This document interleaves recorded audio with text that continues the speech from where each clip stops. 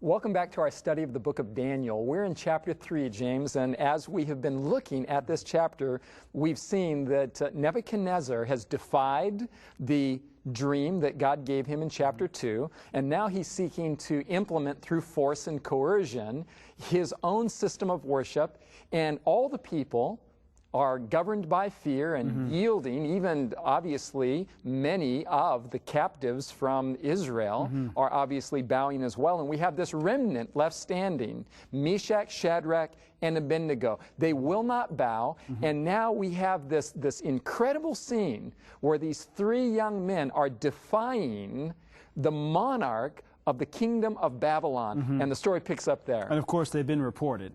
I mean, there's no way that you can stand among the multitudes, probably thousands, maybe even more, tens of thousands of the leaders and the officials of this worldwide empire and not be noticed. Yes. And I don't know, they may have been standing individually. They may have come from different provinces and may not have gotten together in the crowd. They may have, one may have been over here, one may have been over here, and one may have been over here, which makes it more interesting that we don't always, in our witness for God, we don't always necessarily stand together. We may not have another person by our side, but eventually they're all brought together. If that's the case, they're all brought together. They end up before the king. Now the king is really not happy. It says in verse 13 that Nebuchadnezzar, in his rage and fury, commands to bring Shadrach, Meshach, and Abednego, and then they bring these men in before the king. Now I believe there's two reasons why the king isn't happy. One is because he's been defied. He's the king, he's the monarch. You don't defy me.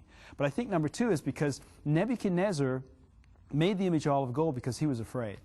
He was afraid of the future. The image of gold, the head stopping right here. Then you go to the not the brass, the silver. He doesn't want that. Right. He doesn't want that. And so he makes this image all of gold because he wants to somehow make certain his future. He's afraid. The people bow because they're afraid, because they know if they don't bow, they're going to die. That's right. It's death. And yet here are three young men who aren't afraid. They're not afraid at all. In fact, they go on to explain to the king that they won't worship the image that he set up. They explain in verses 16 through 18, and they say with a very strong confidence that our God, whom we serve, is able to deliver us. Even if you throw us in the fiery furnace, he's able to preserve our lives. But then they say in verse 18, but even if not, even if we are cast into the fiery furnace and God doesn't preserve us, this is about something more than preserving our lives. Let it be known to you, O king, that we do not serve your gods, nor will we bow down and worship the gold image which you have set up. Whether God preserves us or not, we're not bowing. This goes back to chapter 1 and verse 8, where Daniel purposed in his heart to maintain his integrity before the Lord. It is of no consequence to them whether they live or die. What is of consequence to them is that they continue in integrity to serve God faithfully. And it's vital that Nebuchadnezzar sees this hard experience.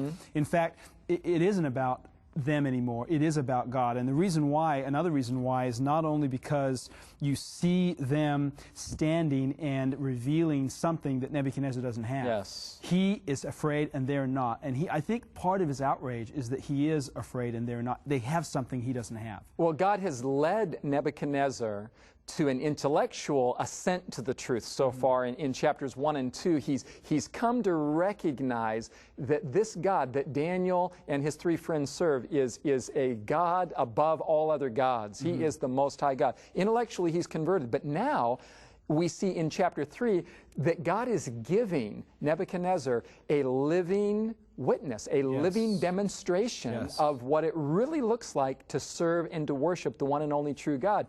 These three guys, these three young men, Meshach, Shadrach, and Abednego, they are testifying to Nebuchadnezzar. God is using them to get deeper into his heart and to lead Nebuchadnezzar to a deeper conversion. And so he's thinking in his mind, could it be true? Could there be people in my kingdom who are fearless? I'd love to have that experience. I'm going to test them. Let me test them now. He says in verse 15, now let's see here. I'm going to give you a second chance here. Maybe you didn't hear me right. If you be ready at the time that you hear the sound of the music, goes through all the instruments, and you fall down and worship the image which I've made well. But if you do not worship, make sure you understand this. If you do not worship, you will be cast that same hour into the midst of a burning fiery furnace. And here it is, okay? The dumbest question in the Bible. You ready?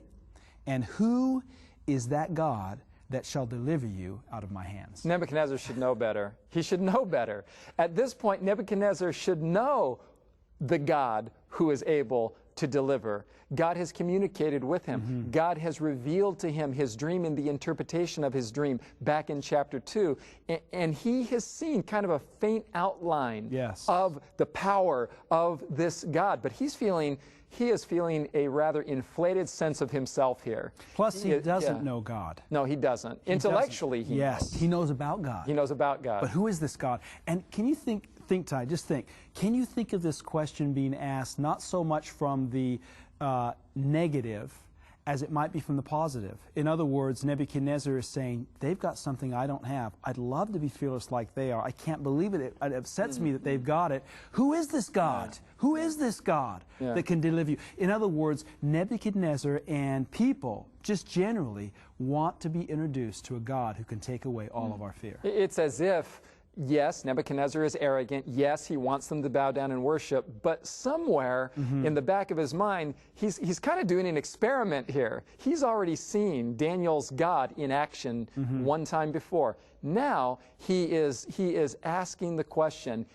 is your God able to deliver you from me, from my power, from the fiery furnace? And he's about to get the answer to his question. We're all doing an experiment, Ty. We're all looking for that God. Every one of us is looking for that God. And we're looking for the removal of fear from our lives and from our hearts. And this chapter reveals who that God is. Now, the problem is that humanity gets in the way of Nebuchadnezzar and of us. Humanity gets in the way. And so what happens here is when he sees these young men defy him again, really revealing this fearlessness that Nebuchadnezzar really needs so badly, when he sees them defy him again, he gets very upset. It says in verse 19, then Nebuchadnezzar was full of fury, and the form of his visage, his face, his whole countenance was changed against Shadrach, Meshach, and Abednego, and he spoke and he commanded, and he said, I want that furnace heated up 7 times hotter than it needs to be heated. Yeah. And then the command is given.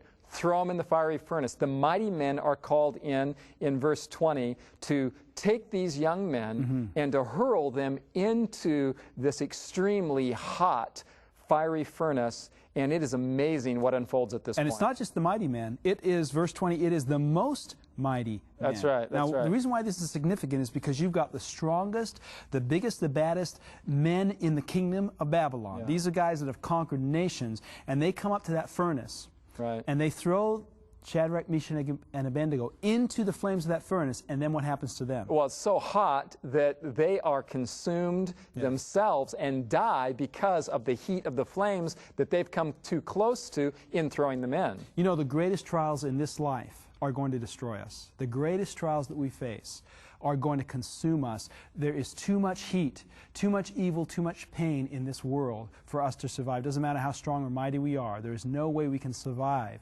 unless we're willing to go into the furnace with Jesus, unless we're willing to go all the way with Jesus. And that is a powerful lesson that we see here as these 3 young men are thrown into this furnace. What an incredible story as it unfolds.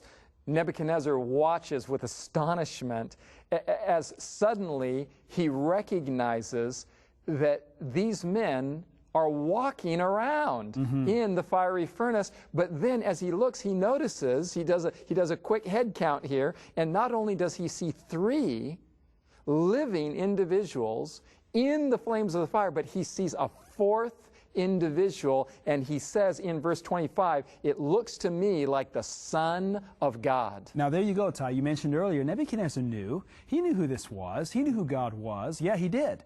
But he needed the witness. He needed to see God lived out in the lives of God's followers. There are people out there, friends, there are people out there, you know, we're witnessing, we're sharing, we're believers. Maybe you are a person who's looking for God, and you've heard all about the truth of the Bible. You've gone to the seminar, you've all understood these prophecies, but you haven't seen the people of God. What I mean is that the witness of the Spirit of God, the fearlessness of God, is not seen in the lives of church people, of believers who profess to follow God.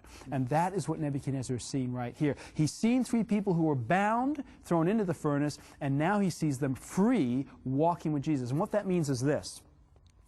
There are people on this earth who are so serious about their relationship with God that no matter what trial comes their way, no matter how hot the furnace gets, no matter how difficult life gets, they are free because Jesus is with them. Then we see here that as Nebuchadnezzar realizes what's taking place. I mean, just previously, he's feeling powerful, he's feeling arrogant, he's feeling just like he can do anything he wants to do, and you are certainly going to obey me or I'm going to kill you. All of a sudden, this king goes through a humbling, and he realizes that he has no power over these men, that there is a God who has power above and beyond his, who has charge of the situation. Nebuchadnezzar, it dawns on him, James, that he is witnessing not only the incredible integrity of these young men, but he is witnessing that their God is a God who is with them in their trials, with them in their suffering. This is certainly a faint Old Testament outline, a silhouette of what we see taking place in such beautiful form in the incarnation and cross of Jesus Christ. When we're in the fire of affliction, which we all are as human beings, it is evident in Scripture that Jesus does not abandon us. God does not abandon us. He is with us in our trials, in our struggles. He is literally with us, taking this a step further. He has come near to us in the sin problem as a whole, has identified with the human race, has become one of us, and went to the cross to bear the totality of all the weight of sin on our behalf. And let's face it, Ty, what a contrast to the idea that if you become a Christian, accept Christ, that all your problems are going to go away. That's just not the reality. No, it isn't. And millions of people on this planet know that. Billions of people on this planet know that their life is not changed necessarily because they turn to God and accept Him.